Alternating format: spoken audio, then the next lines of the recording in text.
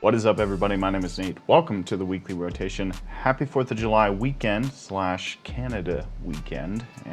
This is a good time to be alive. So last week, I had a lot of different bigger projects to do, bigger commercial projects to do. So it was kind of a more upscale kind of week for me. So I had to kind of keep it a little more upscale. And just my vision of things, you know, I try to keep it upscale. But I did finally pick up some fragrances that I've wanted to try and I wanted to get my hands on. I did a video collaboration with Ross from TLTG Reviews, and he shared with me Reflections by CK1. This is a brand new release, and I had no idea about it. I really didn't. And he shared with me it for blind sniffing, and this was so nice. I picked up a lot of similarities to like Blanc from Nichane, and it's nice. It's got like a ice note in here, some like green whatever going on in here, some fresh citrus and stuff. It's very inviting, very refreshing. And I picked my bottle up. This is a 3.4 ounce or 3.3 ounce, whatever it is, for 20 bucks. So it's a very good deal if you're looking for a cheap cologne just to spray on and go.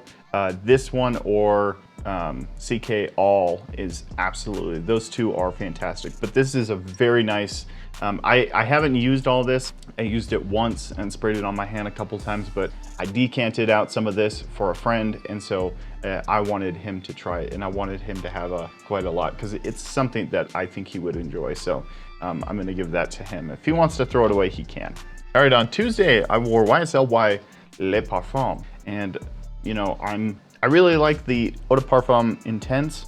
It is kind of polarizing. It's kind of a little bit darker than, not darker, but in the sense of like more edgy, I guess you could say, than all the other ones. But this one is still super nice. I like this stuff a lot. This, it goes, for me personally, it goes the EDP Intense, the EDP Les Parfums. Wait, no, this is the Les Parfums. So for me, how I would rank the, I should do a video on this. This would be a really fun video. I should pick up the original. I'm gonna save my thoughts for that. But I wanted to rank the different YSL Ys in my personal opinion. I just have to pick up the original, and I can actually probably do that list video. But I like this one. This one is second best. I like this one second best.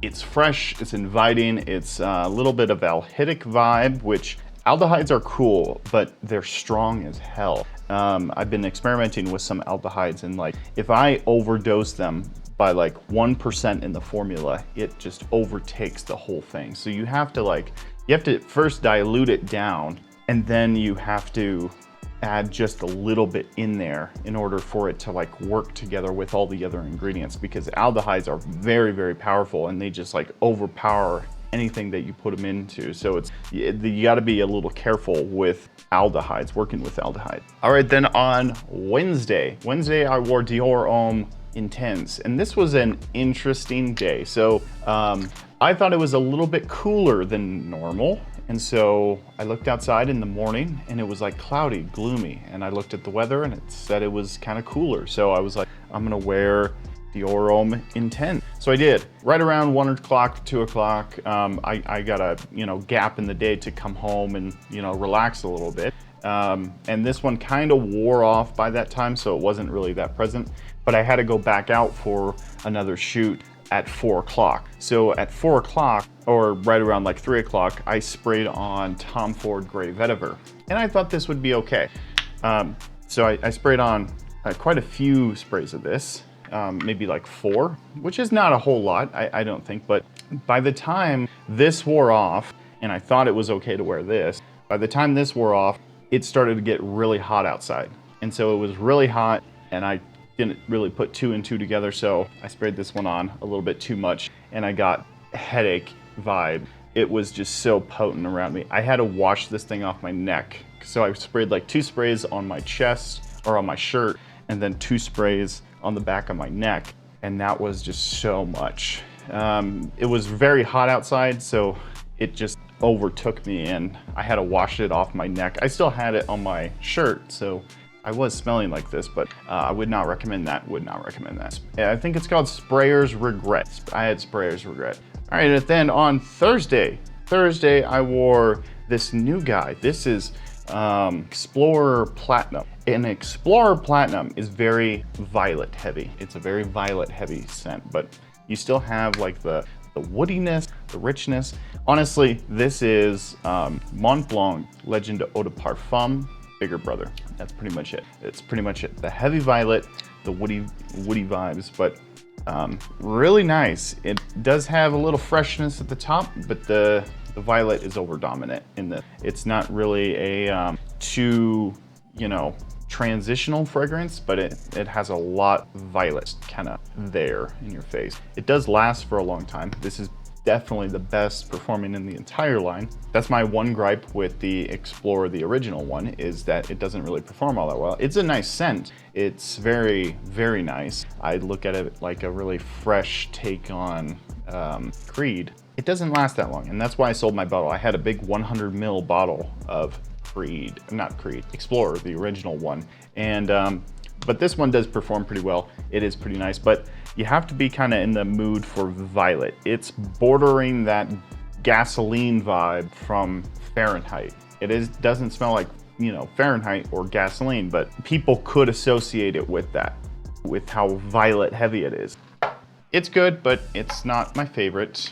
It's good, it's not my favorite. It's very fresh, but it's very violet heavy. All right, on Friday, I was doing a bigger property. It was like a $5 million house. It was a nice house, very nice house. The neighbor had a Lamborghini parked in the driveway. I was like, this is pretty cool. It was two Lamborghinis, I think. It was a Lamborghini and then a Lamborghini, one of those SUV Lamborghinis or whatever. Really nice. I don't care. I would take any kind of Lamborghini if anybody wants to offer me one. But I was wearing Wulong Chi because it was a nice hot day. It was bright, sunny outside, very gorgeous outside, and I was wearing this. I look at this like a niche version of Artisan Pure by John Varvatos. I love that stuff too. I'm actually probably gonna wear that tomorrow. But this is so excellent. I love Nichane. I didn't know that this was gonna be my favorite one out of the entire line that I have. So I have B612, and then I have Nichane's Annie, and then Hasselblad. And this one, I have to say, is my favorite of all of them. I really want to pick up theirs. I think it's called Ambre something, but it's another green kind of style of fragrance. And I would love to pick that one up before the summertime comes to an end, but I'm not sure if I'm gonna pick it up or not. I mean, who am I joking? I'm definitely gonna pick it up. On Saturday, I wore Missoni Wave. I like this stuff a lot. It's very like sweet woody, fresh, inviting. It's got that traditional kind of Cologne thing going on, but it's very watery, sexy, sweet wood, and just fresh and inviting. Missoni Wave is very good. It's pretty cheap too. I know at like retail, it's definitely not. They sell it for like $100 at retail, but when on the gray market, you can buy it for significantly cheaper, like in that $30 range. So it's a good pickup. It is really good pickup. This is one of those pickups where you buy it when you just need something fresh and just to spray it on and head out the door. If you're looking for something more, you know, fancy and more, you know, sophisticated, I guess you could say, you should probably maybe think about your purchasing decision a little bit more. I think Nichane has some great offerings, but it's good. It's good. This CK1, Reflections, and Missoni Wave are like really two good cheapies that are just fresh, inviting, and they get the job done. They really do. All right, and then today I am wearing, so last night I was doing some perfumery work and I am wearing one of my creations today. So I actually got to the point where I actually like the way that this thing smells. So some of the notes in here, I broke it down on my little spreadsheet here. Here on the formula, I have some of the notes in here of like musk, sandalwood, patchouli, cedarwood, Gaiac wood, vetiver, oak moss in the base. And then in the mid, I have some ethyl maltol, lemongrass, juniper berry, ambroxan, isoe super, and hedione. In the top, I have bergamot, pink pepper, some apple, and then bergamot, lavender, and just a supporter for lavender.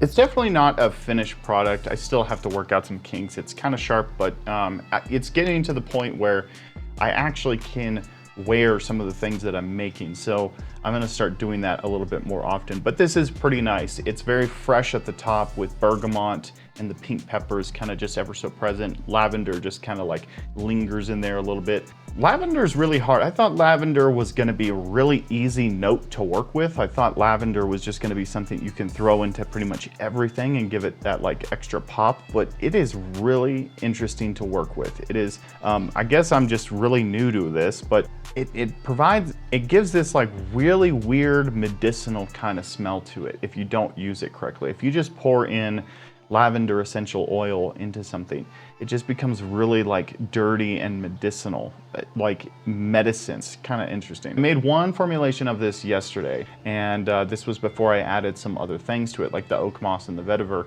and I sprayed it on my skin, and it was very, very nice. It was very nice in the air, very pleasant, but when it dried down, it didn't have any base to it. The base was just like flat. So I was like, you know, I need to amplify the base a little bit.